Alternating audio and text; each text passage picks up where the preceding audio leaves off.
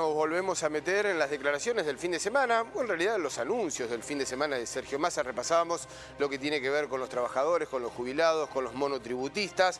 También dio anuncios con respecto al agro, de esta manera.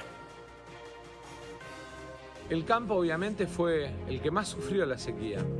Por eso tomamos la decisión de financiar desde el Estado todo lo que es el fertilizante de aquellos productores que fueron declarados en emergencia, con una suma muy importante de urea para que tengan la posibilidad de llevar adelante el proceso de siembra de la próxima campaña.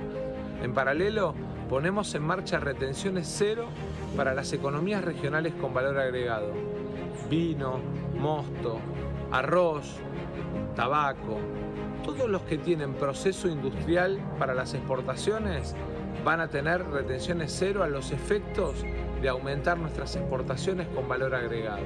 En el caso de la exportación de harina, aceite y pellet de soja, vamos a dar la posibilidad de disponer del 25% de la divisa para comprar transitoriamente soja para mantener el nivel de empleo en nuestro complejo agroindustrial sojero. Por último, para sostener los niveles de empleo en el sector agroindustrial y agropecuario, todos los que tengan un plan y pasen a trabajar como trabajadores rurales van a mantener el plan durante un año y el empleador les va a completar el salario, consolidando así el programa de un puente al empleo para transformar planes en empleo registrado.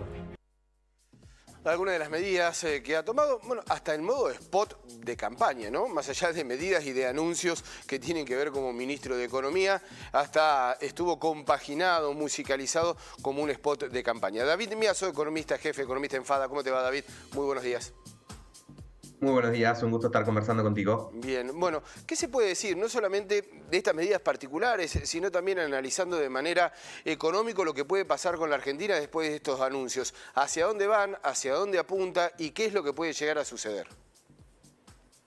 Bueno, dentro de lo que es agro, básicamente había 4 cosas. 2, básicamente, que ya estaban anunciadas previamente. Sí. Entre ellas está las retenciones cero para algunas economías regionales, que ya la habían anunciado hace 2 meses y todavía no se había implementado. Lo del puente al empleo, que es algo que viene vigente ya desde hace varios meses, Sí. que es una buena política que debería seguir en el largo plazo, pero que ya venía implementada. Y sí, las 2 novedades son lo de fertilizantes, que si bien en el spot no se dijo, no estaba aclarado, por la información que tenemos hasta el momento, se habla de 5 toneladas de urea por productor. Esto, en el mejor de los casos, cubriría los costos de fertilización de unas 20 hectáreas, por lo tanto puede ser de utilidad para productores más chicos, pero difícilmente tenga algún impacto significativo a nivel de toda la producción agropecuaria. Y después el anuncio de mayor magnitud e impacto es el anuncio de un nuevo dólar soja, que tiene otra dinámica, después si querés nos metemos en eso, pero que básicamente es un nuevo dólar soja que deja el valor, el tipo de cambio para las exportaciones de soja durante el mes de septiembre en unos 440 pesos, un 25% por encima del tipo de cambio oficial. Esa es por ahí la medida que se estaba esperando de alguna manera. El gobierno había dicho que no iba a haber una nueva edición de este tipo de programas, pero de alguna manera se estaba esperando por la necesidad de generar divisas en un contexto de reservas internacionales negativas. ¿Y esta implementación de esta nueva manera o de este dólar soja reformado tiene los daños colaterales que tanto se han hecho hincapié con los otros programas? ¿Son similares o por ahí están más cuidados? A ver, primero la implementación, ¿por qué es distinto que los anteriores? Sí. Básicamente, en los anteriores, el Banco Central directamente pagaba al exportador un tipo de cambio más alto. En este caso, ese no va a ser el mecanismo, sino que el exportador, el 75% de la venta internacional, supongamos, de cada 100 dólares de soja que exporta, 75 dólares los liquida, como se liquidan todas las exportaciones, al tipo de cambio oficial. Y el 25% lo puede liquidar con el contado con liquidación, que hoy está a 700 pesos versus el tipo de cambio oficial en 350. Entonces, ese mecanismo le permitirá al exportador tener un tipo de cambio final que te decía recién, en cerca de 440 pesos. Lo cual le permitiría pagar más al productor por su soja e incentivar al productor a vender, digamos, esa es la lógica. Uno de los efectos colaterales que deja de existir es que el Banco Central tiene que emitir más para poder comprar esos dólares y después venderlos más baratos a los importadores, digamos, que era una de las cosas que por ahí se criticaba de las ediciones anteriores. En este caso, quien va a pagar más por esos dólares son los propios privados que operan en el contado con liquidación. De hecho, el gobierno probablemente con esto también pretende darle cierta oferta al mercado del contado con liqui para ponerle algún techo a la brecha cambiaria. Sin embargo, después, el resto de los efectos colaterales sobre el propio sector agropecuario, como es el ruido que mete sobre los alquileres, a los consumos de soja, como puede ser la producción de aves o de cerdos, eso sí siguen existiendo. Sigue existiendo. David, aprovecho para consultarte, en el paquete de medidas, ¿hacia dónde va? ¿Hay un horizonte, hay un punto, más allá de intentar frenar estos efectos que fue la devaluación y la recesión en la cual estamos entrando? ¿Hay algún camino? ¿Se vislumbra algún programa, alguna idea final o no? No, simplemente lo que hemos visto, por lo menos este domingo, es simplemente algunas medidas de alivio, ¿no? En términos de la suma fija para trabajadores, la suma fija para jubilados y pensionados, las medidas para monotributistas, son simplemente algún tipo de alivio en un contexto de inflación que se acelera en agosto y en septiembre, luego de la devaluación y del salto del tipo de cambio libre, que son alivios parciales, digamos, que solamente estarían vigentes por 2 años, de ninguna manera forma parte de un plan económico, un programa económico que de alguna manera vaya a lograr estabilizar, es simplemente un pequeño alivio para el que lo reciba en el marco de una campaña, vos lo dijiste, hasta la misma presentación y todo parecía un spot.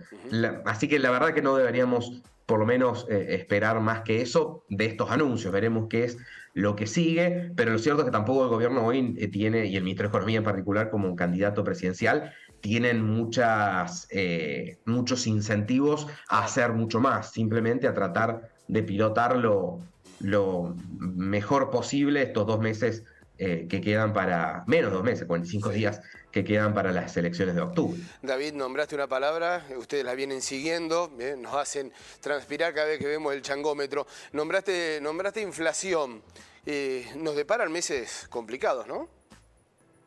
Sí, lamentablemente ya se está esperando para agosto y septiembre inflaciones por encima del 10%, principalmente producto de la devaluación del tipo de cambio oficial y de el salto de los tipos de cambio libre, que en cuestión de un poco más de un mes se fue de cerca de 500 a 700 pesos. Entonces se está esperando ese impacto, sumado a una emisión monetaria que no se detiene, el déficit no ha sido controlado, el Banco Central lo está asistiendo con emisión de nuevos pesos, lo cual también ayuda a fogonear todo este proceso. Así que se esperan estos 2 meses de alta inflación, que uno lo vamos a saber ahora cerca del 13, si no me equivoco, de septiembre, y otro justo unos días antes de las elecciones de octubre, y bueno, las expectativas son más o menos cerrar este 2023 con una inflación cercana al 140, 140 y algo por ciento, es el número que más o menos se está esperando cerrar el año.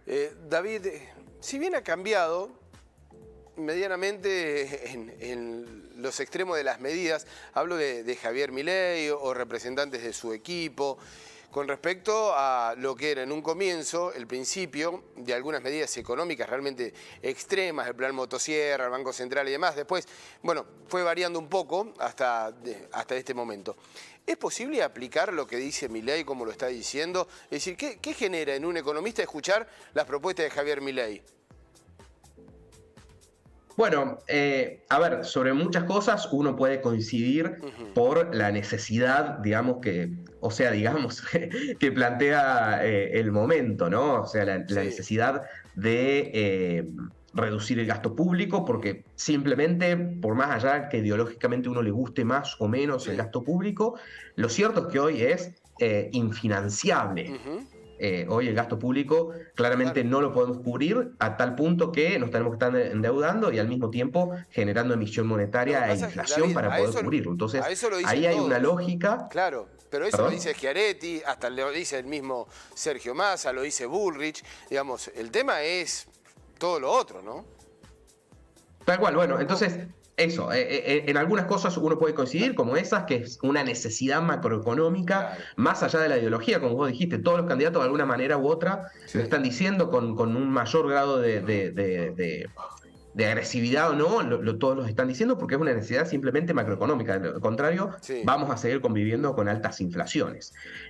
Después, uno también ideológicamente, en mi caso, puede coincidir con muchas de las cuestiones de libertad, de darle más libertad a las personas, a las empresas, que el Estado les ponga menos los pies en las cabezas para que realmente se pueda desarrollar más la inversión, la producción, la actividad económica. Uno puede estar más o menos de acuerdo con eso. Después, algunas cosas que se le critican y que yo en particular puedo ser crítico, vos me preguntaste como economista, es la posibilidad de llevar a cabo y también el para qué, por ejemplo, de una dolarización, que es una de las cuestiones que más se ha discutido por lo difícil que parece en este contexto aplicarla efectivamente y para qué serviría, digamos. Claramente serviría para uno de los principales problemas que todos tenemos y estamos demandando, que es la estabilidad del valor de la moneda, ¿no? Que claramente para eso sí serviría, pero después te deja al país en un corset que le es difícil acomodarse a la nueva situación internacional que podemos tener el día de mañana.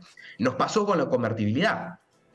Sirvió para estabilizar después de la hiper, ¿no? Y redujo finalmente la inflación y generó una década de estabilidad macroeconómica, pero después Argentina no tuvo la capacidad, más allá de políticas internas, pero ese marco monetario no tuvo la capacidad de absorber cambios que se sucedieron, primero con el efecto tequila y la devaluación del peso mexicano, y hacia el año 98 la devaluación de Brasil, ¿no? que fue lo que le terminó dando la estocada final a la convertibilidad. Bueno, si el día de mañana, por alguna razón, Brasil devalúa, nuestro principal socio comercial y vecino, en una dolarización estaríamos en una situación muy difícil. Muy complicada. Pero bueno, ahí ya nos metemos, me fui por las ramas metiéndome en cuestiones técnicas, pero bueno, hay algunas otras cosas, como esa que uno por ahí le puede criticar. El cómo, o sea, suena lindo eventualmente en un contexto de alta inflación, de que la moneda pierde valor, pero qué, ¿no? El cómo se llevaría a cabo y el para qué. Me gustó esa del para qué. Tener este tipo de medidas. David, como siempre, es un placer estar dialogando con vos. Tocamos distintos temas económicos allí de lo que puede llegar a pasar en esta Argentina. Un fuerte abrazo y saludo para todo el equipo. Un gusto conversar con ustedes. Hasta luego. Un abrazo.